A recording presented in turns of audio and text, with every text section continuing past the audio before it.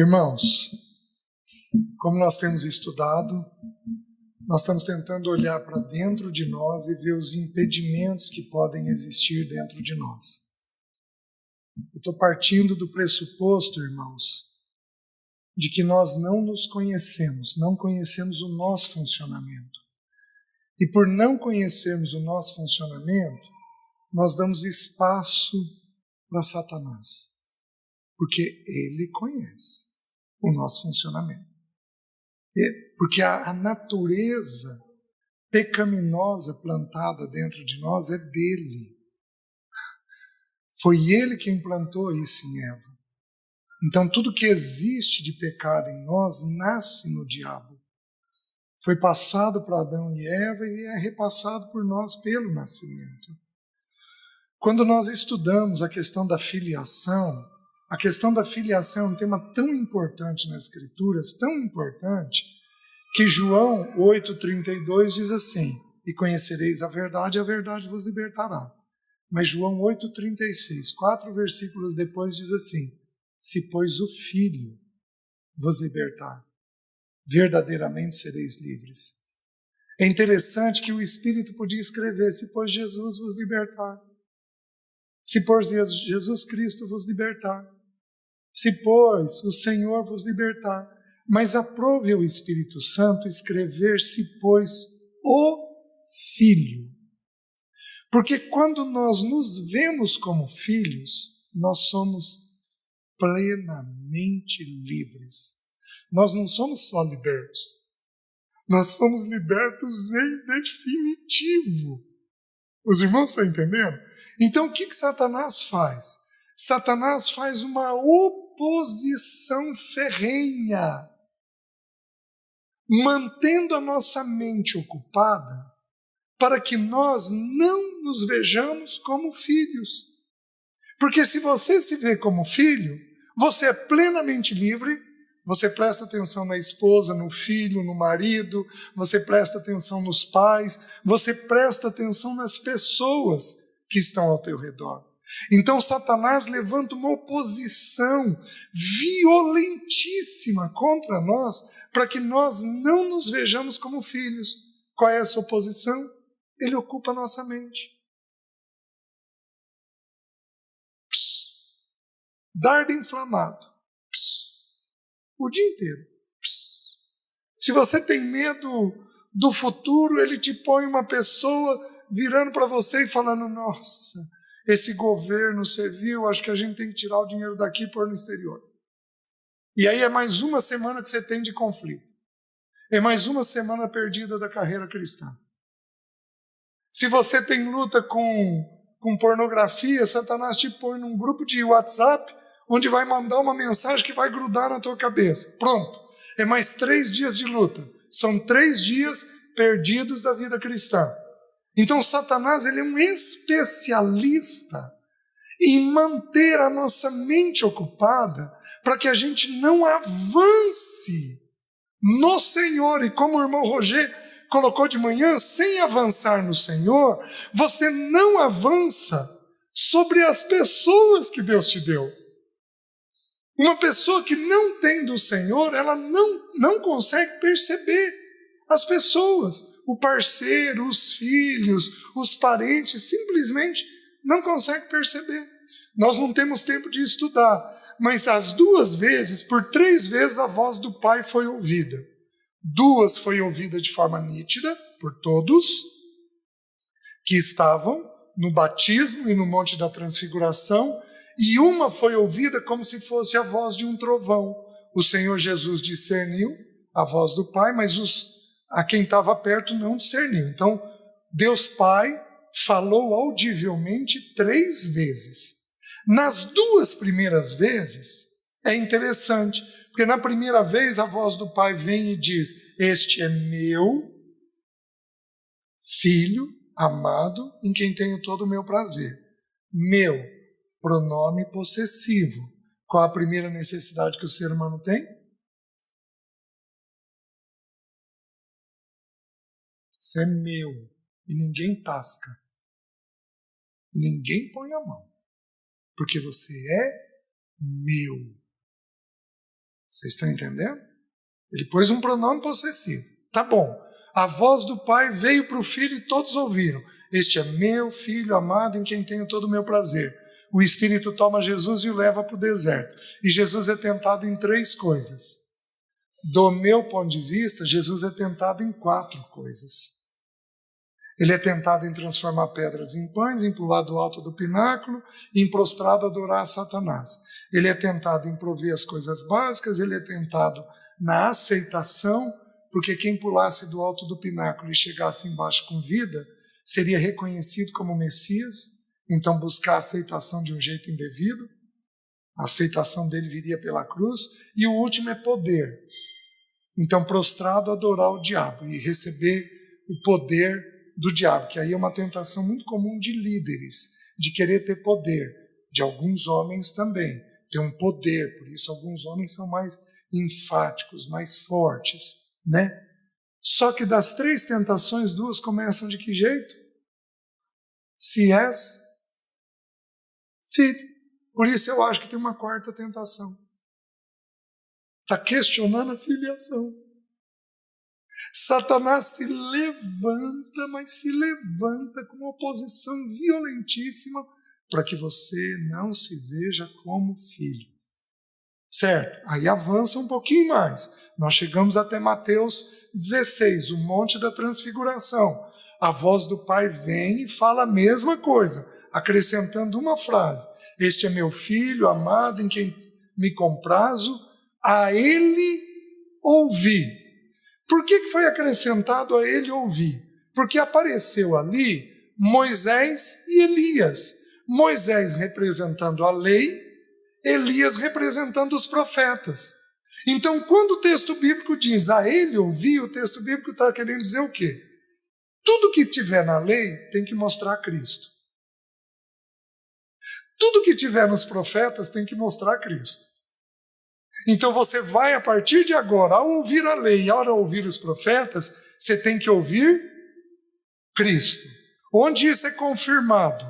Quando Jesus ressuscita, ele está no caminho de Emaús.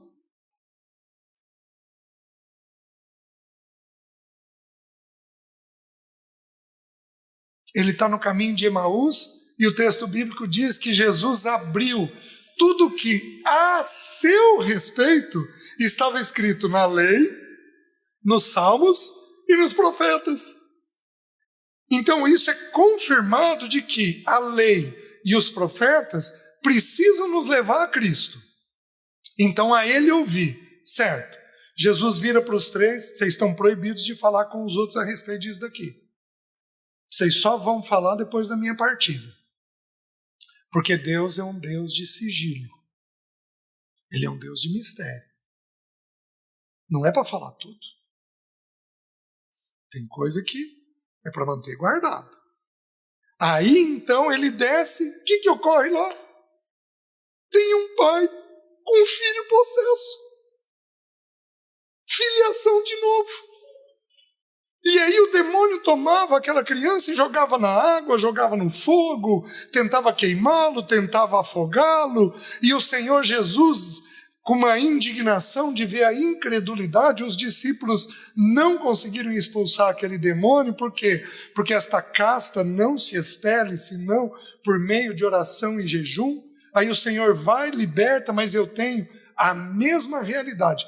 Quando a voz do Pai é levantada, Satanás se levanta em oposição ferrenha, mas ferrenha, porque ele sabe que se você se vê como filho, você é plenamente livre, você é totalmente do Senhor, nada te segura, nada te impede.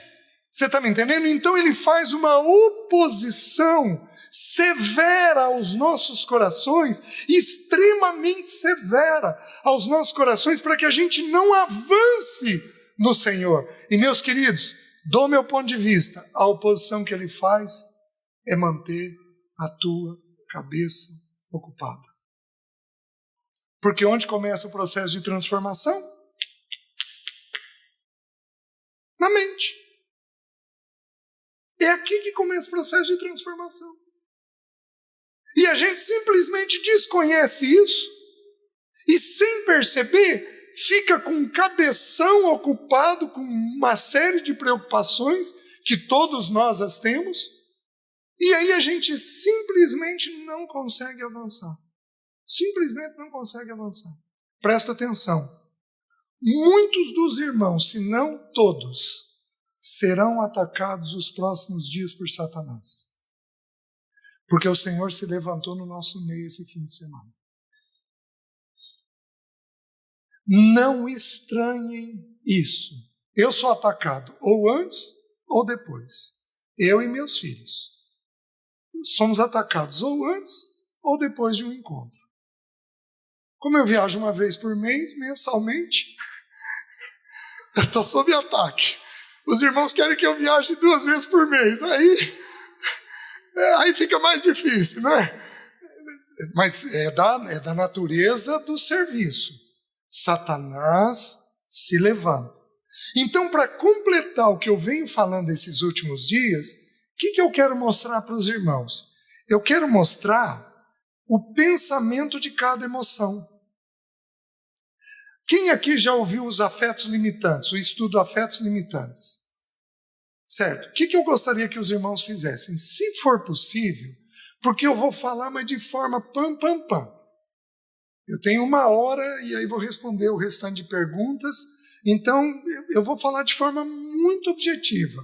Tem muitos textos para abrir, tem muita coisa importante, mas lá nos estudos, são 5 estudos, então você vai ter ali em torno de umas 6 horas de estudo, o que eu vou fazer agora em 50 minutos. Então eu vou dar um resumão das porções, certo? Aí você então ouve o estudo e traduz isso nos ataques que Satanás faz contra você. Então eu estou partindo de qual pressuposto? De que se Satanás mantiver a minha mente ocupada com algum pensamento, eu vou ter uma emoção desse pensamento e essa emoção me bloqueia de viver. Deixe-me abrir 2 porções para vocês antes de entrar nas emoções. Filipenses capítulo 2.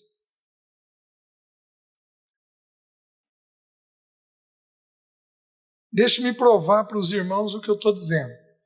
Que o funcionamento da alma vem pensamento, emoção e vontade. Deixe-me provar para os irmãos isso.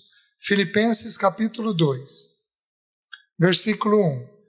Se há, pois, alguma exortação em Cristo Jesus, alguma consolação de amor, alguma comunhão do Espírito, se há entranhados afetos e misericórdias. Presta atenção agora.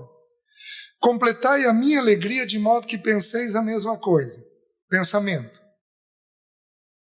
Tenhais o mesmo amor, sejais unidos de alma, tendo o mesmo sentimento, emoção.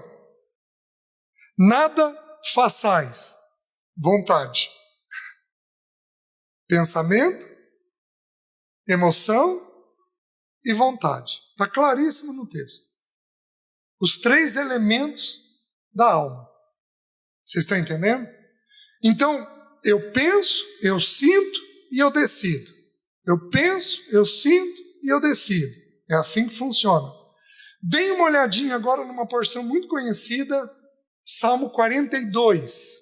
Um texto muito conhecido. Versículo 5 e versículo 11. É uma repetição.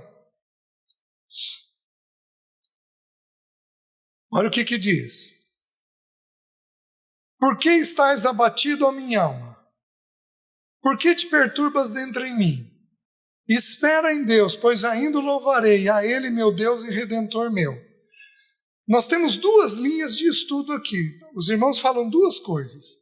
Que o Espírito está comunicando com a mente, o que eu acho que não é, mas é a mente falando com a emoção, o que eu acho que é. Então, Davi, ele tem um entendimento, mas a emoção dele está embaçada. A emoção dele não caminhou na mesma proporção. Então, o que ele está fazendo? Ele vira daqui para cá. Para. Espera em Deus. pois ainda o louvarei a Ele, meu Deus e Redentor meu. Por que, meus irmãos? O texto dá uma sugestão de que a emoção é mais lenta que a mente.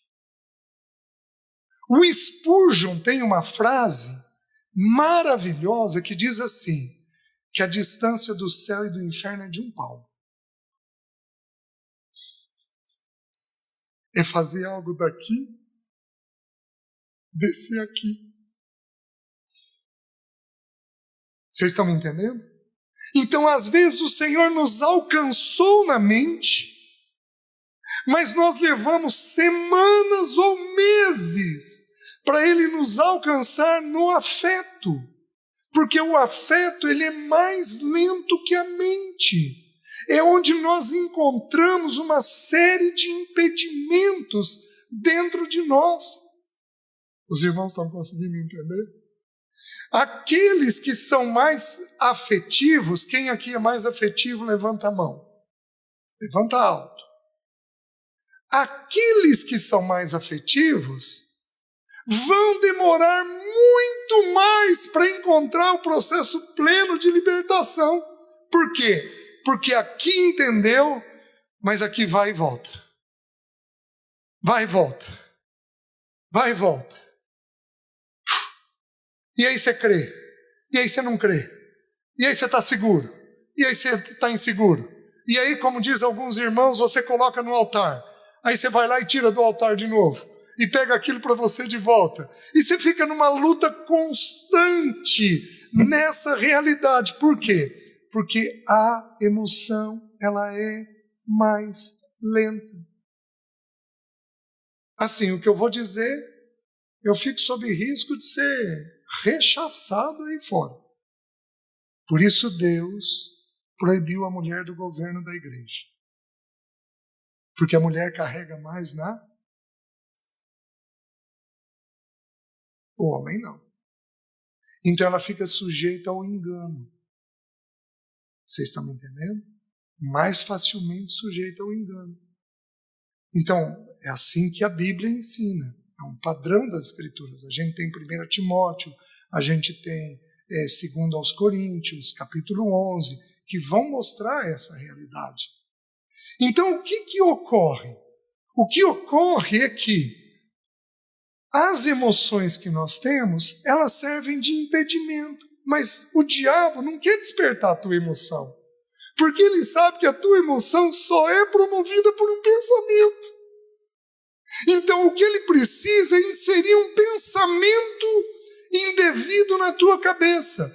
E à medida que você acredita na mentira que Satanás traz, você fica embaçado emocionalmente durante um bom tempo. E aí ele rouba tempo do desenvolvimento teu. Então o que o Espírito Santo fez com a minha vida? Porque eu era muito sensível. Eu era meloso. Ele me calejou. Foi me calejando. Um calo, quando você tem, é porque aquela parte ficou mais insensível. Então você vai perdendo aquele excesso de sensibilidade. E aí eu fui entendendo e aprendendo a pensar os temas que me geravam angústia, eu fui aprendendo a pensar segundo ele. Por exemplo, eu tinha um quadro muito ansioso, mas muito ansioso, especialmente com dinheiro e futuro. Porque vai faltar, vai faltar, vai faltar, vai faltar, vai faltar, vai faltar, vai faltar, e é assim que eu vi a vida. Vai faltar, porque eu vi meu pai sempre nesse dilema. Então, este pensamento me consumiu, mas me consumiu durante anos da minha carreira cristã. E aí o meu crescimento é mais lento, porque o sinal não é do Senhor. Ele está ocupado com um pensamento ruim. Vocês estão entendendo? Eu vivi uma experiência há 2 anos atrás, mas tão singular, da paternidade de Deus. Eu tinha um apartamento que eu aluguei para um irmão, e nós combinamos de fazer um reajuste. E esse irmão não fez o reajuste, e aí eu ouvi dizer que ele tinha tido uma recidiva do câncer. Aí eu entendi tudo, estava doente, então estava com mais dificuldade, né, deixei quieto. E aí, passado um irmão muito sério, ele me ligou: César, então, eu não reajustei o aluguel, o condomínio aqui ficou muito caro. Eu falei: irmão, o que fica bom para você? César, dá para fazer o mesmo valor? Irmão, resolvido. O mesmo valor. E eu alugava um apartamento de um irmão para eu morar. Aí chegou a data de renovar o meu aluguel. Aí liguei para o irmão, vou ver. Passou 1 mês, 2 meses, 3 meses, irmão, eu preciso saber para eu poder fazer o depósito do reajuste. César, nós reunimos aqui em família e decidimos não subir o teu aluguel. Queridos, eu não precisava. Mas o que Deus fez comigo? Vou te mostrar que eu sou teu pai. Já que você teve problema lá atrás, eu vou dar uma carimbada de novo. Você não ter risco nenhum de desconfiar. Como se não bastasse, chegou o início de ano, eu resolvi pagar o IPTU do apartamento meu, para poupar o irmão que eu alugava. O que o dono do apartamento que eu alugava fez? Ô César, reunimos aqui em família e decidimos não cobrar o IPTU teu. Eu não precisava. Mas, meus queridos, aquilo me exultou tanto, meus filhos riam tanto de ver a paternidade cuidadosa de Deus. Ele quer se revelar naquilo que você tem sofrimento. Ele vai se revelar como um pai, provendo para você tudo aquilo que é necessário. Os irmãos estão entendendo? Então, esse é o pensamento. Vamos lá. Quais as emoções que a Bíblia apresenta? Eu vou citar 4. Se o Senhor me permitir, eu vou avançar nessas 4 bem rapidamente, mas eu preciso que você ouça o estudo. Dessas 4, 3 têm estudo. A 4ª, que é a angústia, não tem estudo. Tá? Então, eu preciso gravar esse material 1 hora, mas não tem estudo sobre isso. Então, eu vou citar as 3 primeiras que a Bíblia apresenta. Primeira emoção que a Bíblia descreve: medo. Gênesis capítulo 3, eu vou citando os textos, não precisa abrir. Gênesis capítulo 3, versículo 10. Ouvi a tua voz no jardim, vi que estava nu, tive medo e me escondi. A palavra medo no grego, ela tem 3 originais. O primeiro significa covardia. O segundo significa prudência. É importante eu ter medo de entrar numa avenida, numa estrada dessa daqui? Eu não posso ir entrando direto. Eu tenho que saber que é uma avenida, é uma estrada movimentada. Então o medo tem o sentido da prudência, o medo tem o sentido da covardia, mas o medo também é traduzido por phobos, susto, arroubo. Então eu tive phobos de ser enterrado vivo. Tem irmãos que podem ter... Eu tive phobos de enlouquecer. Eu tive muito medo de enlouquecer. Eu tenho uma irmã esquizofrênica. Mas muito medo de endoidar. Tive lá atrás. Isso não existe mais dentro de mim. Eu tive muito medo de faltar coisa no futuro. Quem aqui já teve medo de ser enterrado vivo? Levanta a mão. Oh! Quem aqui já teve medo de enlouquecer? Levanta a mão. Oh! Em geral, o medo de enlouquecer vem porque a gente pensa muito. Chega uma hora em que pensa tanto que a gente parece que está um passo da insanidade. Presta atenção. Se você tem acima de 30, você passou da idade. Não endoida mais.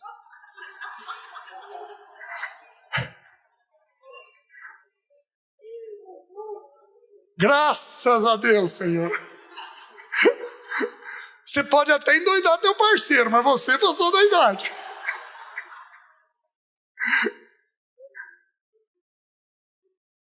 Medo de faltar coisa no futuro, quem tem? Tá, quem quer me sugerir outros medos? Medo de adoecer. Medo de morrer. Medo de perder um filho. Você foi assertivo, você acertou o maior número. Queridos, medo envolve o coração humano. É a primeira emoção que Adão teve. É a primeira emoção. Para você ter uma noção, as duas primeiras emoções que a Bíblia descreve é medo em Adão e irritação em Caim.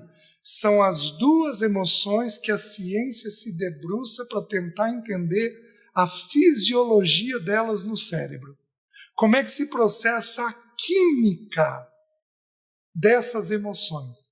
Porque através disso eles vão tentar medicar para tirar a pessoa disso. Mas eles vão concluir o que eu vou ensinar para vocês agora. Qual é o pensamento do medo? Solidão. Você se viu sozinho, você vai ter medo. Por que eu estou dizendo isso? Porque Adão era filho de Deus. O irmão Gerson colocou para nós na sexta-noite, lá na genealogia de Lucas. Adão era filho de Deus. No momento que ele pecou, ele perdeu a presença de Deus. O irmão Gerson estava me falando do original, essa face a face com Deus ele perdeu. Ele se viu só. Quando você se vê só, qual é a emoção que entra? Medo.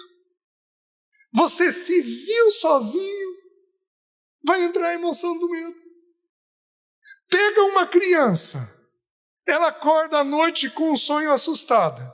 Você vai lá, deita com ela, e na caminha dela, ela não fica bem, certo? Ela dá uma cochilada, você volta para a tua cama, 5 minutos depois, quem que está lá? Deita no meio dos pais e dorme feito um bebê. Por quê? Porque a presença dissipou o medo. Olha o texto bíblico. Não temas. Eis que estou contigo. Como é que Deus resolve o medo? Pondo a presença dele. Os irmãos estão entendendo? Quando você põe a presença de Deus naquele temor, o medo dissipa. Agora, o que acontece? Alguns dos irmãos aqui foram desprovidos de pai e mãe. Alguns dos irmãos não tiveram uma presença adequada de pai e mãe.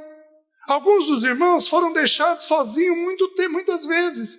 Então os irmãos têm sensações de medo meio contínua. Tem às vezes uma ou outra situação que desengatilha aquela sensação do medo dentro de você.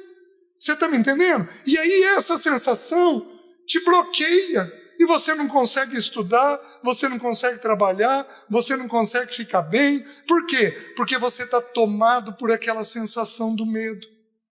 Eu deveria, mas nós não temos tempo, por isso que eu estou pedindo. Vai para o estudo. Ouve lá o estudo dos afetos limitantes, porque aí eu gasto mais tempo em todos os textos. Você vai entendendo como é que funciona, pelo texto bíblico, essa questão do medo. Com Abraão, o Senhor virou e falou assim: Abraão, não temas, eu sou o teu escudo. Porque ele estava indo para uma terra desconhecida. Mas o Senhor traz a presença dele, dizendo que ele era o escudo. Os irmãos vão entendendo? Quando o medo assume uma proporção muito alta, nós podemos, inclusive, distorcer a realidade. Os 10 espias. O que os 10 espias falaram?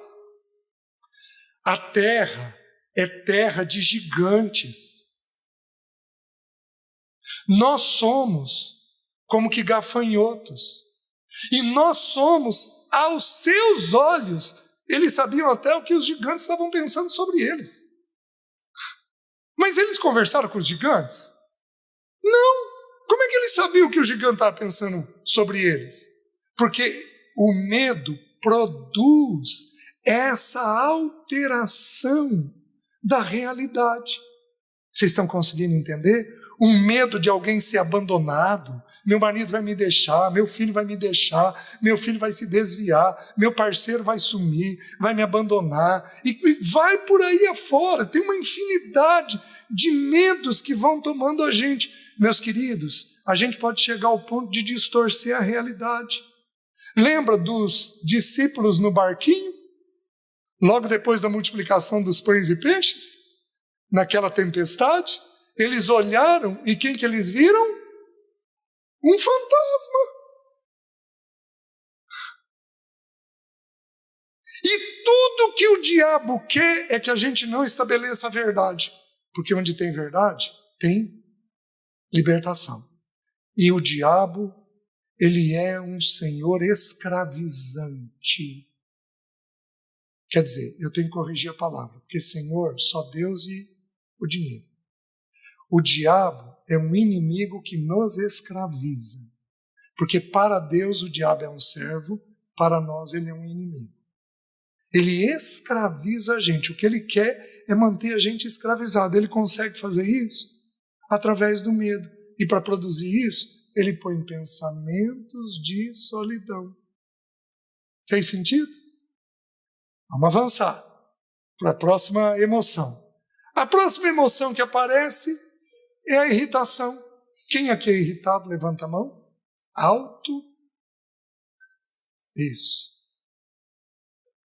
Quem aqui é desprovido de irritação? Levanta a mão. Levanta alto.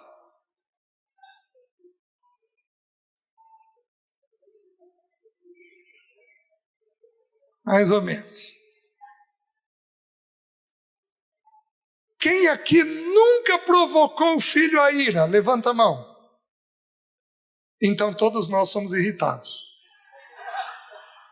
Com exceção ali, a irmã levantou a mão. Nunca provocou o filho à ira? Louvado seja o nome do Senhor, irmã. Viu? Em geral, porque existem 3 originais para a ira na Bíblia. Paragorgizo, que significa incitar a ira. Tumos, que é aquela ira explosiva. Sabe aquela coisa do acelera, Ayrton? 3 segundos, você está gritando, falando, gesticulando e com um pensamento ruim dentro da cabeça. Quem tem essa ira, levanta a mão. Levanta alto.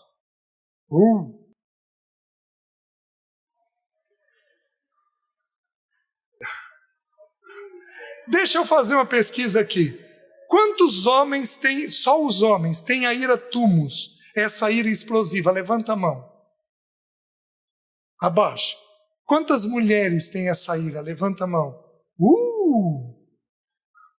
Tem muita mulher que tem essa ira. Ela é explosiva. Qual a primeira vez que essa ira aparece na Bíblia? Herodes. Quando Herodes se viu enganado pelos magos, ficou furioso e mandou matar as criancinhas de 2 anos para baixo. Lucas. Então é uma ira que mata. Em geral não matamos fisicamente, mas a língua mata. Até porque a língua mata. O poder da vida e da morte está na língua, nos ensina Provérbios. E a terceira ira é ergos, que é uma ira de mau humor. Ela não é explosiva, ela não dura 1, 2, 3 horas, mas ela é meio contínua. A pessoa é mal-humorada o tempo todo, ela é meio cebolenta. Ela faz o outro chorar o tempo inteiro. Você está entendendo? Quem é assim, levanta a mão. Quem tem esse tipo de ira? Levanta a mão.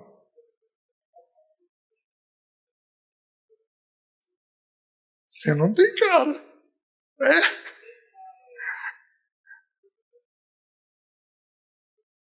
O meu modelo levantou a mão. Mas ele tem um jeitinho tão manso. Desculpa, te expus. Você tem um jeitinho tão manso, rapaz. É uma propaganda enganosa. Igual eu. Fui num cardiologista há uns 20 e tantos anos atrás, a minha pressão 22/16. Ele virou para mim e falou assim: ô César, o negócio é o seguinte, isso é uma propaganda enganosa. Você tem um jeitinho manso, mas você é ansioso por dentro. E ele estava certo, né? Aí eu, pela graça de Deus, melhorei. Vamos lá. Nós temos que olhar o texto para a gente entender de onde deriva, qual é o pensamento que tem ali. Abram lá em Gênesis, capítulo 4, um texto bem fácil.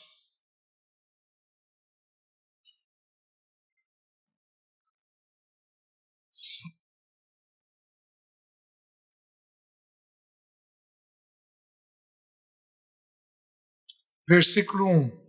Coabitou o homem com Eva, sua mulher, esta concebeu e deu à luz a Caim.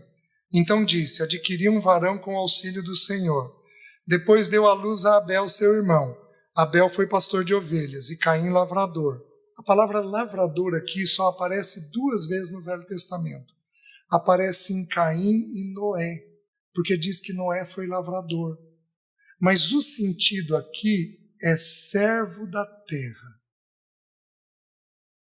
Então ele era escravo do trabalho. E o sentido em Noé é trabalhador da terra, no sentido de que ele cultivava a terra. Então são 2 expressões bem diferentes, né? Certo? O versículo 3. Aconteceu que no fim de uns tempos trouxe Caim do fruto da terra uma oferta ao Senhor. Abel, por sua vez, trouxe das primícias do seu rebanho e da gordura deste. Agradou-se o Senhor de Abel e da sua oferta, ao passo que de Caim de sua oferta não se agradou. Irou-se, pois, sobremaneira Caim e descaiu-lhe o semblante. Irou-se aqui é queimou, inflamou. Então lhe disse o Senhor: por que andas irado e por que descaiu o teu semblante? Se procederes bem, não é certo que serás aceito. Se todavia procederes mal, eis que o pecado jaz à porta, o seu desejo será contra ti, mas a ti cumpre dominá-lo. Certo? Vamos entender. Queridos, teologicamente falando, o texto é preciosíssimo em qual sentido? A oferta. O texto de Hebreus diz que a oferta de Caim nos fala até hoje. Vamos lembrar. Adão e Eva, quando eles estavam nus, Deus foi e matou um animal e cobriu a nudez deles com esse animal, certo? Eles muito possivelmente ensinaram isso para os filhos, certo? Abel entendeu que ele seria aceito por Deus mediante o sangue de um animal. Aquele animal aqui, tipologicamente, representa Cristo. Então, Abel entendeu justificação pela fé. Simples. Caim fez o quê? Eu vou ser aceito pela força do braço. Então ele trouxe o melhor que ele produziu. Então é quando a gente tenta ser aceito pela nossa conduta, é quando a gente tenta ser aceito pela religião, é quando a gente faz promessa, e vai por aí afora. Então, teologicamente falando, esse é o sentido. Eu vou fazer uma aplicação do texto, porque o texto das Escrituras, ele é vasto, meus queridos. Ó profundidade da riqueza, tanto da sabedoria quanto do conhecimento de Deus. Nos ensina Romanos 11. Mas Efésios também diz da largura, do comprimento, da profundidade, da altura, da sabedoria de Deus. Então, o texto bíblico, nós garimpamos questões teológicas da pessoa e da obra de Cristo, mas nós também garimpamos coisas do nosso funcionamento. O que aconteceu aqui? Ele buscou, o ser humano tem necessidade de aceitação, de pertencimento, que ele busca por aceitação. O que ele fez? pegou a perna do desempenho, Caim, e fortaleceu a perna do desempenho, e buscou aceitação por aquela perna. E quando Deus não o aceitou, porque Deus não rejeitou ele, rejeitou a oferta dele. Porque Deus ama as nossas vidas, mas Deus não aceitou a oferta dele. Então, ao rejeitar a oferta, ele se sentiu rejeitado. E ali, ele ficou irado. Ele queimou. Ele inflamou. E aí o Senhor desce até ele. Então, presta atenção no que eu vou te dizer. Ira é uma emoção que pode ser sem pecado. Irai-vos. Ela é uma emoção que pode ser sem pecado. Ela é, em primeiro lugar, uma emoção. Como é o medo? É uma emoção. As pessoas dizem, quem tem medo é incrédulo. Meus queridos, os irmãos, me desculpem. Eu não consigo ver assim. Eu entendo que o medo é uma expressão, uma emoção distorcida, natural da queda. E se nós não cuidarmos, nós até podemos entrar num processo de retrocesso e de não avanço no Senhor. Mas, meus queridos, é uma emoção. Assim como a ansiedade é uma emoção, pensa comigo. Alguns irmãos dizem, quem é ansioso é incrédulo. Gente, pensa comigo. Eu estou dirigindo de carro, eu e a Jéssica, que mora lá comigo. A gente bate o carro. E eu vejo que ela está toda ensanguentada. E aí eu fico taquicárdico. Eu estou ansioso. Eu tenho tontura. Eu estou ansioso. Eu estou desesperado. Meu Deus, meu Deus, meu Deus. Meus queridos, vocês acham que Deus vai olhar para mim e dizer que eu estou em pecado?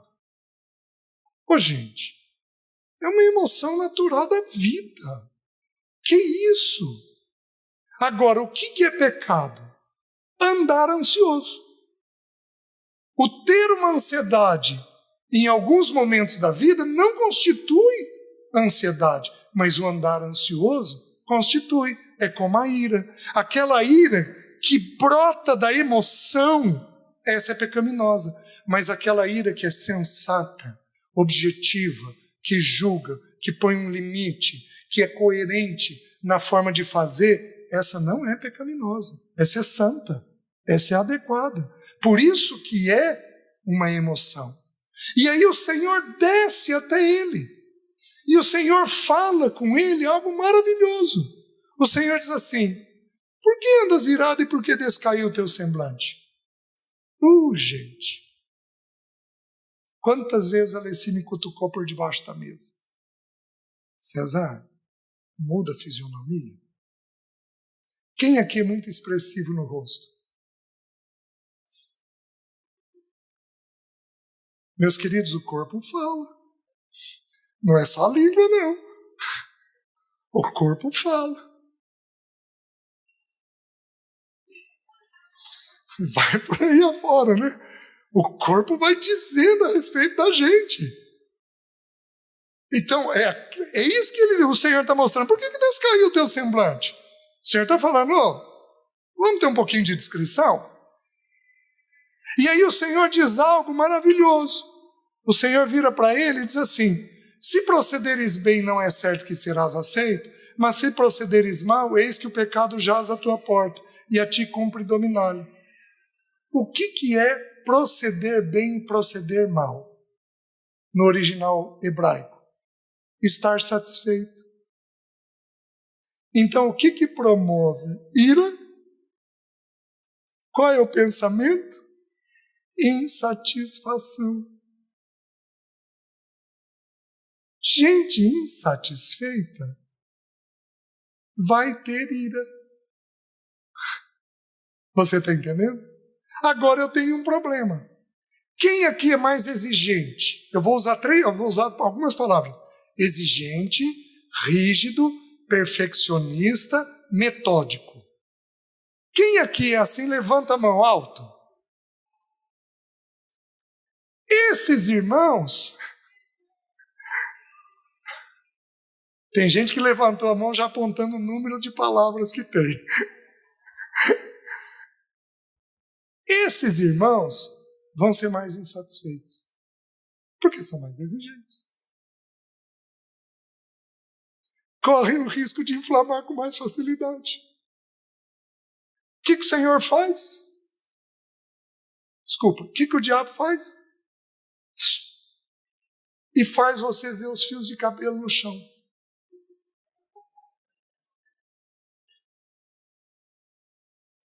Quem aqui, só essa é para os homens, que homem aqui é casado com uma mulher muito limpa, muito organizada? Levanta a mão.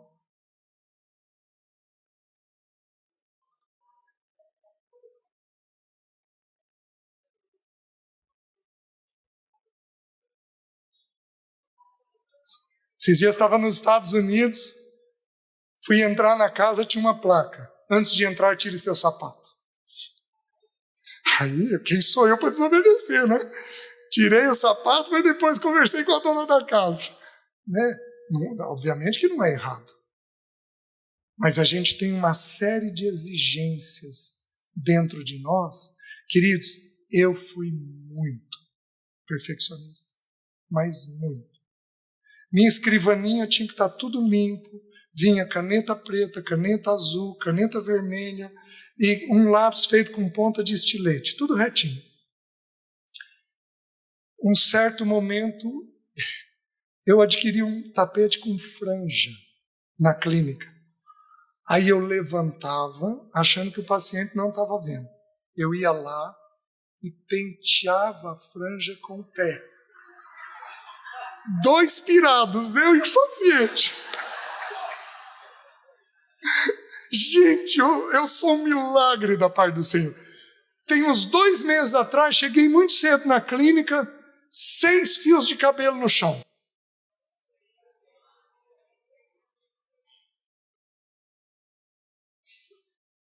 Quem aqui é assim?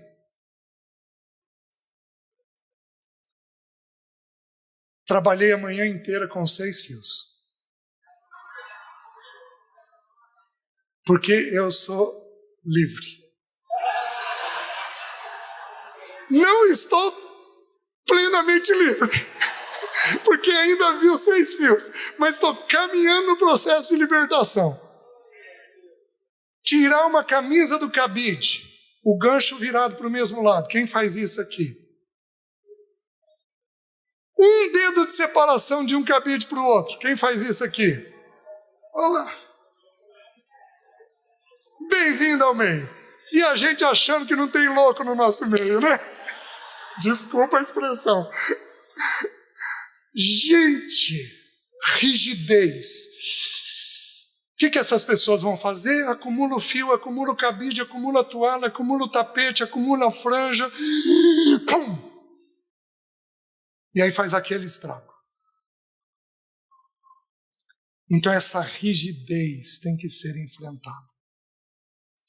E o pecado da ira tem uma promessa maravilhosa, porque o Senhor, quando desce a Caim, diz assim para ele: a ti cumpre dominá-lo. Ira é uma emoção que nós dominamos. Amém? Amém. Tem libertação para a ira. Amém? Amém? Vamos trilhar esse caminho, irmãos. Por quê? Porque enquanto a emoção estiver nos dominando, não há avanço. Quantas crianças aqui, quantos filhos têm medo dos pais por causa de uma mãe brava, por causa de um pai bravo, por causa de gente iracunda dentro de casa? Quantos têm reserva por causa disso? Não é nenhum nem 2, não. Muitos irmãos aqui vão ter isso. E enquanto o Senhor não nos libertar desta emoção que pode virar um pecado, nós somos escravos disso. Como é que nós vamos avançar? Como é que eu falo de princípio se eu tiver uma irmã irada? Essa ira vai impedir ela de aplicar o princípio. Por isso que nós chegamos na base de tudo, que é entender quem a gente é e corrigir quem a gente é. Tudo bem? Vamos um pouquinho mais. Terceira emoção, ansiedade. Abram em Quem aqui é ansioso? Levanta a mão. Abram em Mateus capítulo 6. O que eu estou investigando com os irmãos? Quais os pensamentos que promovem essas emoções? Mateus capítulo 6, versículo 25.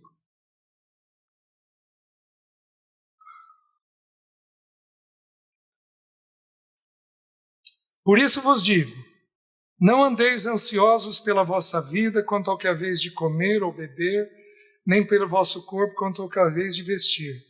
Não é a vida mais do que o alimento e o corpo mais do que as vestes? Observai as aves dos céus. Não semeiam, não colhem, nem ajuntam em celeiros. Contudo, vosso Pai Celeste a sustenta. Porventura não valeis vós muito mais do que as aves? Qual de vós, por ansioso que esteja, pode acrescentar um côvado ao curso de sua vida? E por que andais ansiosos quanto ao vestuário? Considerai como crescem os lírios dos campos, eles não trabalham, nem fiam. Eu, contudo, vos afirmo que nem Salomão em toda a sua glória se vestiu como qualquer deles. Ora, se Deus veste assim a erva do campo, que hoje existe, amanhã é lançada no forno, quanto mais a vós outros, homens de pequena fé? Portanto, não vos inquieteis dizendo que comeremos, que beberemos ou com que nos vestiremos, porque os gentios é quem procuram todas estas coisas, pois vosso Pai Celeste sabe que necessitais de todas elas. Buscai, pois, em primeiro lugar o seu reino e a sua justiça, e todas estas coisas vos serão acrescentadas. Portanto, não vos inquieteis com o dia de amanhã, pois o amanhã trará os seus cuidados. Basta ao dia o seu próprio mal. Até aqui.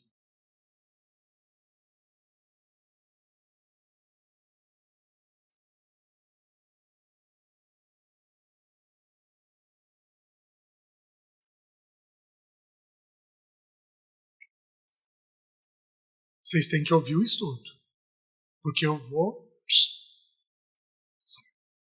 Qual é o pensamento da ansiedade? A ansiedade é uma emoção, ela é uma emoção extremamente comum no ser humano. Eu diria que é impossível viver sem tê-la.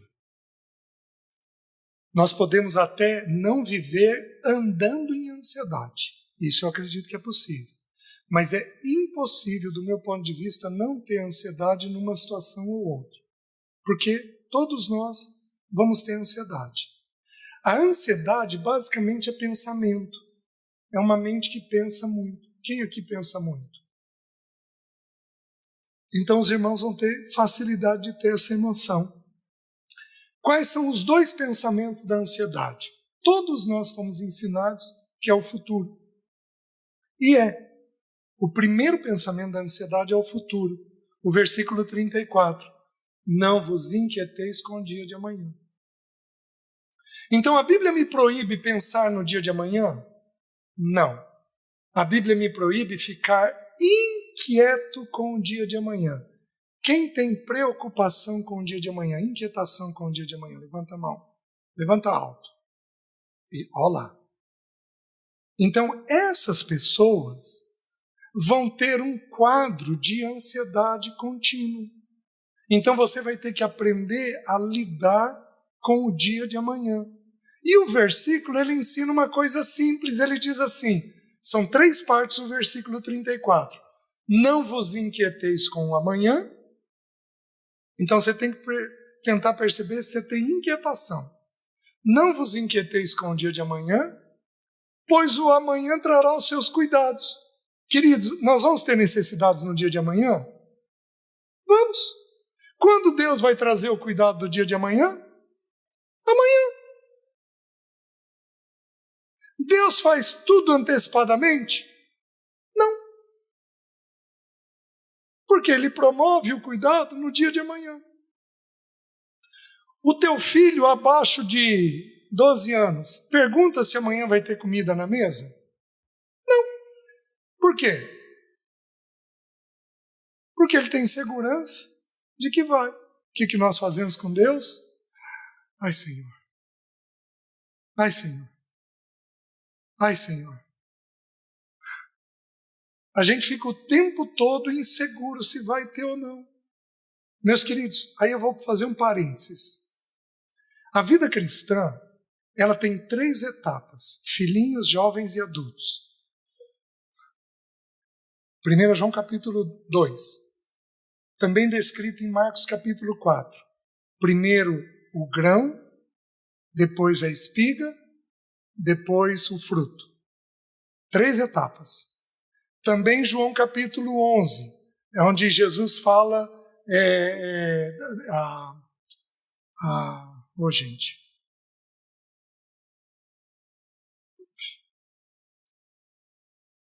João capítulo da videira e dos ramos, João capítulo 15, onde Jesus fala da videira e dos ramos. Fala que produz fruto, depois mais fruto e depois muito fruto. Então, a nossa vida cristã são em 3 etapas. Sabe qual é a primeira etapa? Filhinhos, eu vos escrevi porque conheceis o Pai. Então, nos 12 primeiros anos de vida cristã, nós deveríamos conhecer o Pai, ter experiências com a paternidade de Deus, ter experiências com a provisão, com o cuidado, com a paternidade, com a paternidade, com a paternidade. Por isso eu vou dar uma palavra de exortação para aqueles que são muito bons pais, para aqueles que fazem de tudo para os filhos. Preste atenção no que eu vou falar. Dê um espaçozinho para Deus. Porque se você fizer tudo, Deus não tem o que fazer. E o teu filho precisa ter experiências com a paternidade de Deus. Você está conseguindo me entender? Então, fechei parênteses. Então, a gente precisa de entender esse cuidado do Pai conosco. Então, quando que ele vai promover a necessidade do dia de amanhã? Amanhã. Até aqui, quase todos nós sabemos. O que nós não sabemos? Que existe um segundo pensamento na ansiedade. O primeiro é futuro. Qual é o segundo? Desempenho. Gente ligada em produzir, em fazer com excelência. Os perfeccionistas aqui usam a minha semelhança, que penteiam a franja, que corrigem o cabide, eles têm luta com o quê? Com uma palavrinha chamada desempenho. Eles têm altíssimo nível de desempenho. Onde que isso é bom? No trabalho. Porque, em geral, você vai fazer bem feito. Onde isso é ruim? Nos relacionamentos. Porque você vai ser ultra, mega, hiper exigente. E aí, se brincar, você perde a graça no nível de exigência. Os irmãos estão conseguindo entender? Está fazendo sentido isso? Onde que eu vejo desempenho no texto? Dá uma olhadinha no texto, no versículo 25. Por isso vos digo, não andeis ansiosos pela vossa vida quanto ao que é vez de comer, beber ou dormir, nem pelo vosso corpo quanto ao que é vez de vestir. Não é a vida mais do que alimento e o corpo mais do que as vestes? Desculpe, o 26. Observai as aves dos céus. Não semeiam e não colhem. Até aqui Jesus falou isso o tempo todo. De não semear, de semear e de colher. Até aqui Jesus sempre falou isso, mas é a única vez que Jesus acrescenta um adendo. Nem ajuntam em celeiros. Gente, é estranho Jesus falar da ave ajuntar em celeiro, porque a ave costuma fazer isso? Não. Por que Jesus está falando? Porque Jesus está usando a ave para retratar o nosso coração. O que é ajuntar em celeiro? Desempenho. Vou dar exemplos. Nota.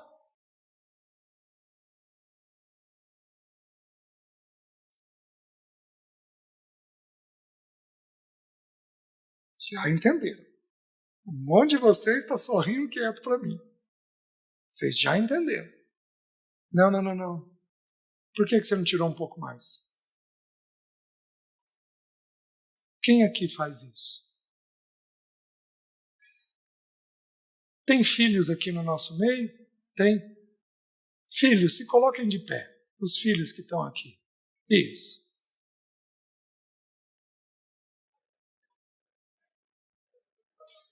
Isso. Fica de pé um instantinho. É para denunciar. Já que é para fazer, vamos fazer bem feito. Que filhos aqui os pais cobram nota, brigam por nota? Levanta a mão. Olha lá, podem sentar.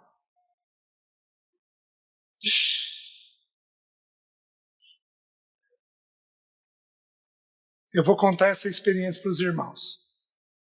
Eu estive em Brasília esse ano. E eu descobri, passeando por Brasília, o irmão que me acolheu lá, ele falou o seguinte para mim: César, aqui a criançada vai para o pré-primário sendo preparada para passar em concurso.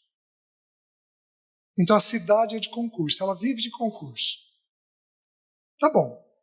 E aí eu estudei, era um encontro de casais, estudei com os casais, e no domingo de manhã os filhos vieram assistir o estudo. E aí eu preguei sobre graça. E aí me ocorreu de dar um exemplo sobre nota. Então, por exemplo, irmãos, você exige uma nota alta do teu filho, e ele veio com uma nota baixa. E eu falando sobre graça, sobre aceitação. Qual é a primeira providência tua quando você vê que ele tirou uma nota baixa? Eu vou dizer, você bronqueia. Agora deixa eu te fazer uma pergunta. Você sabe por que ele tirou uma nota baixa? E se ele fez a prova com um vírus de gripe incubado? De que jeito que ele vai fazer a prova? Lesado. Porque ele está com um vírus de gripe dentro do organismo dele. E se você e tua esposa brigaram e ele estudou e não conseguiu entender a matéria? Porque vocês estavam brigados? E se porventura tem alguém doente na casa e aquilo assustou ele? Você acha que ele vai conseguir aprender da mesma forma? E se a prova foi difícil e o professor complicou? E se por algum motivo ele não conseguiu entender o que estava escrito na prova? Mas você faz o quê? Você bronqueia porque ele não estudou o suficiente. E você não sabe o motivo daquilo. Dei esse exemplo.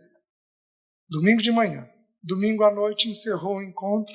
Estava me despedindo dos irmãos, estava numa roda grande. Vem um menino de 12 e de 11. 2 meninos. Ô tio. A gente queria falar com você, tio. O que houve, queridos? Tio, a gente queria te agradecer. Porque você falou de nota. E o meu pai exige 10. E aí o pai do lado na roda. Não, é 8. Como se fosse resolver muito. É 8. É 10, tio. E o de 11 só concordando. É isso mesmo, tio. Os meus pais também fazem a mesma coisa. Desempenho. Faz assim, senta assim, levanta assim, come assim, limpa assim, estica a coxa assim, é desse jeito, é daquele jeito. E aí você não tem aceitação pelo jeitinho da pessoa ser. Presta atenção, nota, nós vamos produzir o quanto nós conseguimos. Se um filho é 8 em matemática, qual é o nosso alvo? 8. Se o filho é 10 em matemática, quanto nós vamos buscar? 10. Mas se um filho é 6 em matemática, quanto que nós vamos esperar? 6. Nós vamos aprender a ver qual é a verdade do filho. E aí eu vou dar para vocês uma experiência que é da ciência. A ciência descobriu que os melhores profissionais são os alunos medianos. Porque o aluno mediano, ele não é cabeção. Amém, irmão?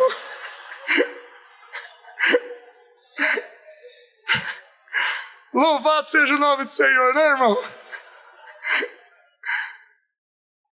Os melhores profissionais são os alunos medianos. Por quê? Porque os alunos medianos, eles compensam a dificuldade intelectual com o relacionamento. Então eles têm um todo mais preparado para serem lançados para a vida. Um dia eu estava pregando isso num grupo de estudo. Aí um dos irmãos levantou a mão e falou: César, deixa eu te contar a minha história. Eu sou da primeira turma de agronomia da UEM. A UEM é a Universidade Estadual lá de Maringá. E veio e nós estávamos para nos formar. E veio um diretor de uma multinacional, chegou até o nosso coordenador, veio de Londrina para Maringá, chegou para o coordenador e falou assim: fulano, eu queria os teus 20 piores alunos. Aí o coordenador virou e falou assim: como os 20 piores alunos? Eu quero contratar vendedor. E eu preciso do aluno que está lá no bar jogando sinuca, batendo papo, conversando com as pessoas. Aí esse irmão virou e falou: César, eu saí da faculdade empregado.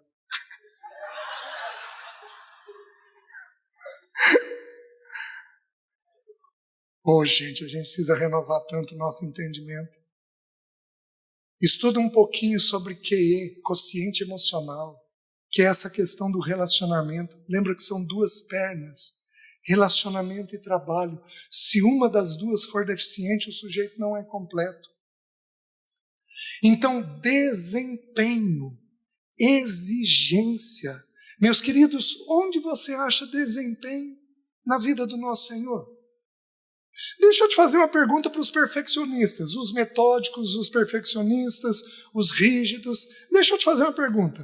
O que você faria se você fosse Jesus e soubesse que Judas metia a mão na bolsa? O que você faria?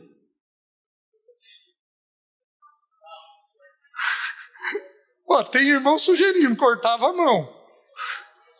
Já que a lei dizia isso, né? O que Jesus fez com isso? Aparentemente, nada. Por quê? Porque o Senhor não tem um alto nível de desempenho em tudo. Eu tive uma experiência, já contei nos estudos aí, o Senhor levou 12 anos para me libertar da sexualidade, das questões de uma sexualidade impura, errada. E aí eu estava atendendo um irmão, e o irmão estava caminhando bem, tinha 4 meses que eu estava ajudando ele caminhando muito bem, de repente ele caiu. Ele caiu e ele me contou, e eu abri a caixa de ferramentas. Mas eu, bati. No meio do que eu estava batendo, o Espírito Santo falou comigo: quem é você para tocar um filho meu desta forma? Ou você está esquecido dos 12 anos de tolerância que eu tive com você? Meus queridos, parei tudo, falei com a pessoa que o Espírito havia ministrado para mim, pedi perdão para ele e retomamos a conversa. Sabe qual é o nome disso? Graça. Sabe aonde isso é encontrado? Gênesis, capítulo 6. Que se o Senhor der permissão de eu voltar, eu gostaria de estudar com os irmãos sobre graça. Então, gente muito exigente tem dificuldade com graça. Porque ele enxerga o que tem que ser feito. E ele perde a graça de Deus na maneira de fazer. Os irmãos estão entendendo? Então, desempenho e futuro. Última emoção. Angústia. A angústia é um sentimento de aperto. De todas as emoções é a mais desconfortável. Porque não tem lugar bom, você tem um desespero, você acha que você está morrendo, você acha que você vai enlouquecer, você acha que aquilo que você está pensando vai acontecer. Então, quando você tem angústia, você está no phobos, você está no susto, no arroubo, você está naquela sensação extremamente desconfortável. Quando que Jesus teve isso? Jesus teve isso quando ele foi no Getsemane. A minha alma, Marcos capítulo 14. Vamos lá. Memória já não está. Marcos capítulo 14.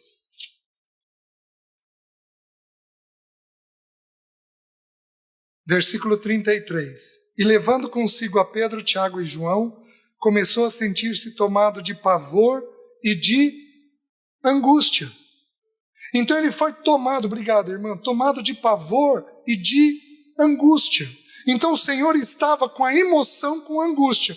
O que é angústia? É um aperto que dá no peito. Não tem lugar bom. É uma sensação desesperadora. Quem aqui já teve? Nossa, meus queridos, é uma sensação desesperadora. Só entende quem tem, certo? Por que Jesus teve?